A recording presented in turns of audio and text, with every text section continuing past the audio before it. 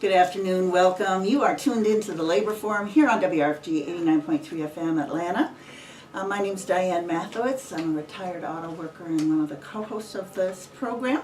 I want to welcome every one of you who are listening on your radio, those of you who are tuned in through your computer at wrfg.org, those that are listening on your mobile devices, and of course those of you who are actually watching the program on the Labor Forum's YouTube channel. And if you are, then you see that seated next to me is Valerie Redmond. She is with the Domestic Workers Alliance and is going to be taking Tamika Atkins' place for a couple of months while Tamika has a baby, which we're excited about. Hi, Valerie. Thank you so much for sitting in for Tamika. My pleasure. My pleasure. All right. So the opinions that are expressed on this program may not necessarily be those of the Board of Directors, staff, or volunteers here at WRFG. Before we do our labor headlines today, we want to make sure that everyone is aware that you also now can follow the Labor Forum on our website. It's wrfglaborforum.org. We're excited about this new way for us to communicate with you. We're also on Twitter. We're trying to essentially communicate with our listeners every way that there is a device or a format for that. So please do take advantage of these different ways to hear the news and the opinions and the interviews that are done here on the Labor Forum. And I want to make one more announcement before we get to labor headlines today, and that is that tonight there is a film. It is about restaurant workers who fought back against wage theft and low wages, and the film is called The Hand That Feeds. It is a benefit, and it is at the Plaza Theater. It starts at 7, and that address is 1049 Ponce de Leon, Atlanta, 30306. This is a benefit for Jobs with Justice, which is one of the many groups here in Atlanta that works around issues of worker rights. So with that, we will go ahead and do our labor headlines for today. Valerie's going to do the labor history note that Paul McLennan usually does. Paul is taking a much deserved time off in the mountains. We all wish we were there too, but maybe we'll get our turn soon. All workers need rest and relaxation. All right, so the labor headlines for May 11th, 2015.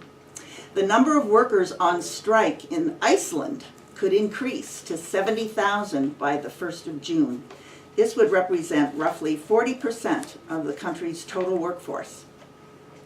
Workers in industries such as that are varied, such as food processing, fishermen and construction, service fields such as nurses, x-ray technicians and hotel workers, and professions like veterinarians and pilots are already on strike or prepared to strike in the coming days. The issue is wages in general, but an increase in the minimum wage in particular. For example, the Federation of General and Special Workers, or SGS, has called for the monthly minimum wage to be raised to, this is the monthly wage, to be raised to $2,259 over the next 3 years. Currently, many workers with 7 years on the job only earn $1,672 a month. So this fight is comparable to the fight for $15 an hour in the U.S. Some interesting facts on the composition of the working class in Iceland. 82% or so of all women are in the workforce, and more than 80% of all workers belong to unions in that country. Iceland's gender equality and quality of life indices always rank among the highest in the world. For our national news headline, on Friday, May 8th, the Illinois Supreme Court upheld a lower court ruling that had struck down a 2013 law cutting pension and retirement benefits for state workers, public university and community college workers, and teachers outside of Chicago. The unanimous decision declared that Senate Bill 1 violated the Illinois Constitution, which states that pension benefits, quote, shall not be diminished or impaired, close quote. Across the country, including here in Georgia and Atlanta, the the issue of underfunded pension plans has been cited for changes that reduce the amount to be received at retirement, increase the employee contribution with no increase in the benefit, or raise the retirement age. The judges in the Illinois case said that the responsibility for ensuring that the state's share of the payments could be met fell on the legislature, which had other remedies in its power to secure the needed funding. Illinois, like other government entities, has allocated millions of dollars annually to tax breaks for wealthy individuals and corporations and pet projects for politicians, rather than fulfilling its financial obligations to workers. Now, after years of neglect, lawmakers claim that in order to provide other social services, they have to rob workers of their required retirement pay. The truth of the matter is, huge cuts in education, health care, unemployment compensation, and other programs remain on their agenda in any case. It's really just a smokescreen to talk about underfunded pensions as being the reason why these cuts have to take place in other services. Despite this clear rebuke from the Supreme Court of Illinois, both Democratic and Republican officials are working to introduce new legislation that would continue the attack on a guaranteed pension. And here in Atlanta, the National Labor Relations Board has ruled in favor of workers at a Cisco facility. In December 2014, some 400 drivers and warehouse workers employed by the giant food distributor voted to join Teamsters Local 528. The NLRB recently ruled that Cisco engaged in a number of unfair labor practices and ordered the reinstatement and back pay for 14 workers dismissed because of their union activity. Just last week, Cisco was called out for its anti-worker, anti-union policies at a DC meeting of the International Food Service Distributors Association by a noisy picket line outside the meeting hall. Again, congratulations to the workers at Cisco for winning out. And that's our labor headlines for today. We're going to move right into Valerie, who has today's date in labor history. My name is Valerie Redmond, and I'm on the leadership committee of the National Domestic Workers Alliance in Atlanta, and I'm really happy to be with you here today. I'm Diane. Yesterday we celebrated Mother's Day, but many people in this country do not know the history of this day and its original anti-war intention. The story begins in 1870 with a proclamation written by abolitionist, feminist poet, and social activist Julia Ward Howe. After the Civil War, she was horrified by the war, loss of life and devastation of her time, the loss of life and devastation of her time, and wrote this statement to mothers everywhere, which includes these words. Arise, then, women of this day, arise all women who have hearts. Say firmly, our husbands will not come to us reeking of carnage for carcasses, for caresses and applause, she wrote. Our sons will not be taken from us to unlearn all that we have been able to teach them of charity, mercy, and patience. From the bosom of the devastated earth, a voice goes up with our own. It says, disarm, disarm. Howe called on women to promote the alliance of the different nationalities, the amicable settlement of international questions, the great and general interest of peace. She created Mother's Day as a call for women all over the world to come together and create a way of protesting wars, of making a kind of alternate government that could finally do away with war as an acceptable way of solving conflicts. After writing the proclamation, Howe worked to have the poem translated into numerous languages and spent the next 2 years of her life traveling the globe, distributing her Mother's Day poem and speaking to women about this cause. Because of Howe's work, communities throughout Massachusetts and in other parts of New England began to organize annual Mother's Day gatherings that were grounded in faith, in feminism and protest. On June 2nd, 1872 in New York City, Julia Ward Howe held the first Mother's Day as an anti-war observant, a practice Howe continued in Boston for the next decade before it died out. The modern Mother's Day emerged in 1914, with Howe's original intent erased from the mainstream consciousness. Howe's vision of an anti-war mother's call to action was transformed into what we see today. This past Saturday, hundreds of mothers and others gathered for the Mother's Day weekend march on Washington to demand an end of the killing of their children by highly militarized police forces. In the U.S. police, abuse of power has been most visible example of structural racism in recent months, and a focus of the new anti-racism movement sweeping the nation from Ferguson to Baltimore. Mothers for Justice United was the primary organizer of Saturday's event. A leader of Saturday's event was Valerie Bell, who is the mother of Sean Bell, a 23-year-old unarmed man killed on his wedding day, November 25, 2006, in a barrage of 50 shots shot into his car by New York plainclothes police officers. The officers thought his friend had a gun. The detectives involved in the shooting were acquitted. Valerie Bell is founder of Mothers of Never Again, or MONA. In a statement she said, "It's now a century after the founding of Mother's Day, and our sons are still being taken from us.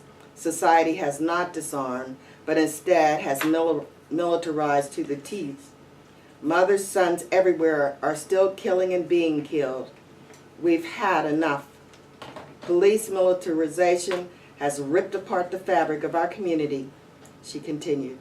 Armed with military-grade vehicles and weapons, warrior cops cultivated in an atmosphere of tension and fear, exacerbating conflict instead of resolving them.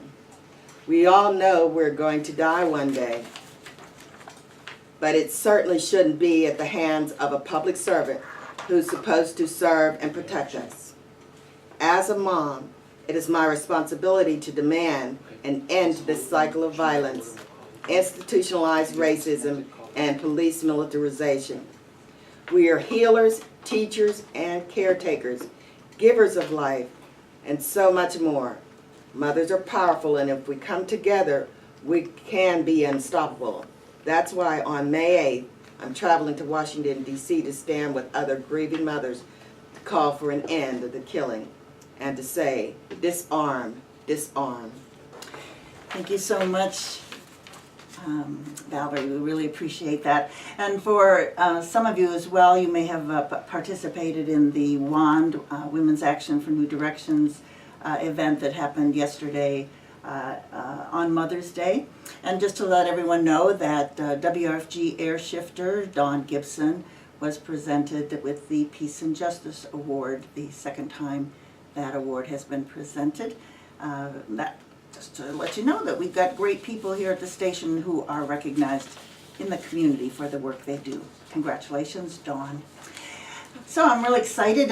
Ken Riley is on the phone, calling in from Charleston, South Carolina. Ken is the president of ILA Local, that's the Longshoremen Workers Association Local in Charleston. It's local number 1422.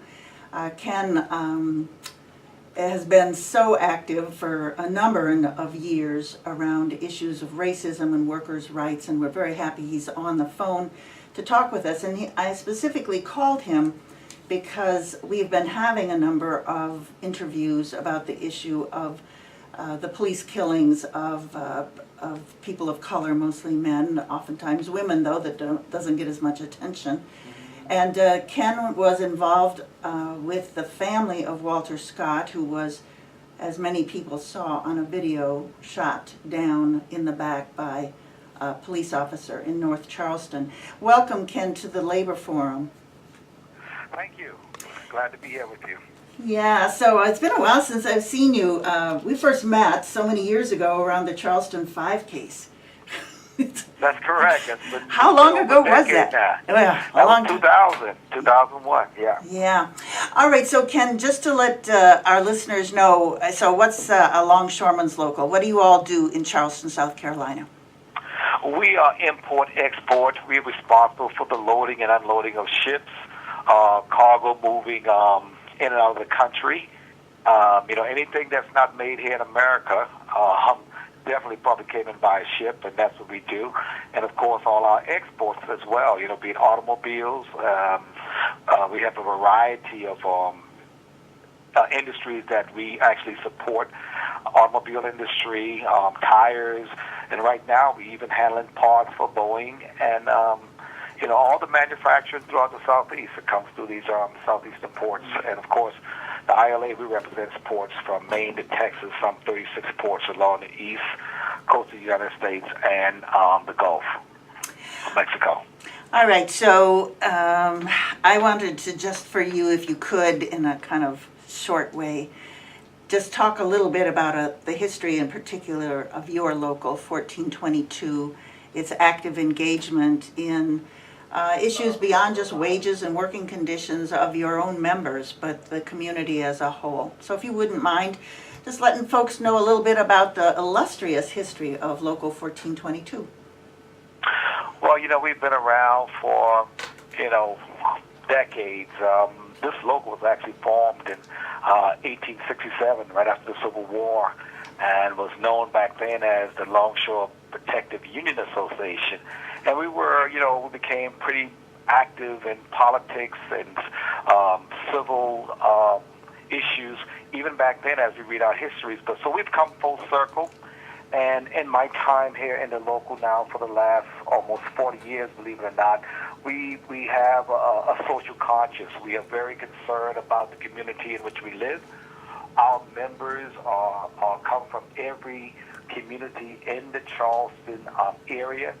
So what concerns our members concerns us. And we do have a social responsibility to our members and to the community in which they live. So we are... Yeah, it's more than just about the wages and the benefits. It's what happens when we leave the workplace, what kind of community we find ourselves living in and raising our children in. So, yes, we have a long history of being engaged, even back during the 1969 hospital strike when blacks, nurses actually picketed. And it was the Longshoremen Union that actually... threatened to shut down the port if those issues were not resolved, and as a result of using the threat of economic power, that issue was resolved even back in 1969. So, like I said, we have a long history of being involved in the community.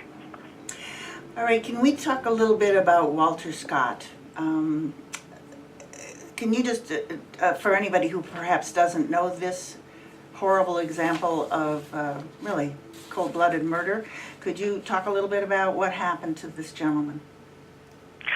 Well, I think the whole world has seen the video and how Walter Scott was shot in the back several times fleeing from an officer, so there was no need for deadly force, and we are witnessing these type of atrocities throughout the country here of late. And it's been going on for a while, but now it's finally coming to the light. And certainly jurisdiction like North Charleston Police Department has a history of violence against blacks and people of color.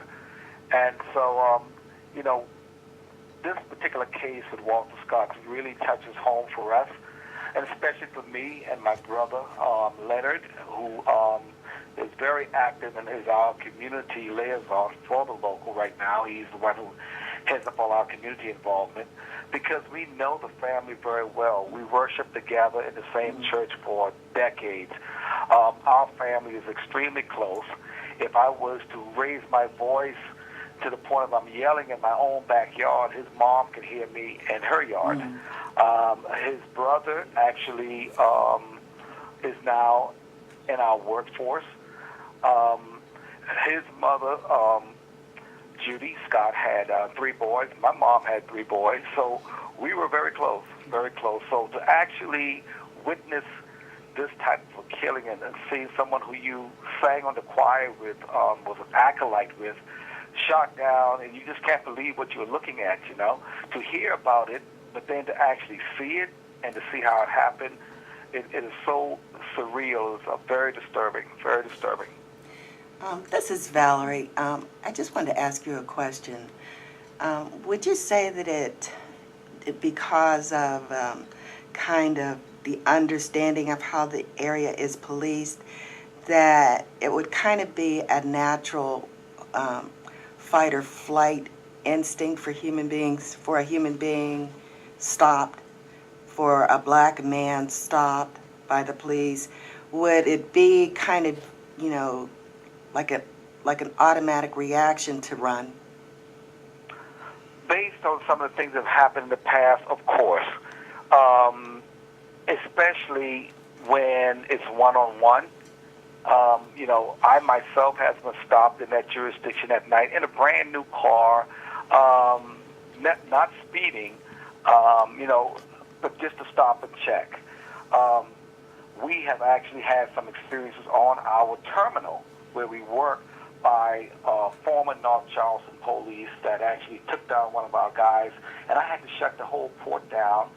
And in a deal with the solicitor, in order for us not to press charges, I had them to agree that this gentleman, this former North Charleston police officer, would never carry a gun or badge in the state of South Carolina ever again. And that was that. It was on the front page of the paper because I told them I would never want my son, my daughter, or anyone that I know would run into an officer like that at night anywhere in this area, because, you know, it just wouldn't fare well in the end. So we've had some history of aggressiveness on the part of North Charleston Police Department, and that's why we are so engaged right now to make sure that there is reform. There is reform, and we have all of our friends in the legislature working very hard to make sure that every officer in the state of South Carolina be equipped with a body camera, and that, among other things, but that will help to ensure that this type of policing comes to an end.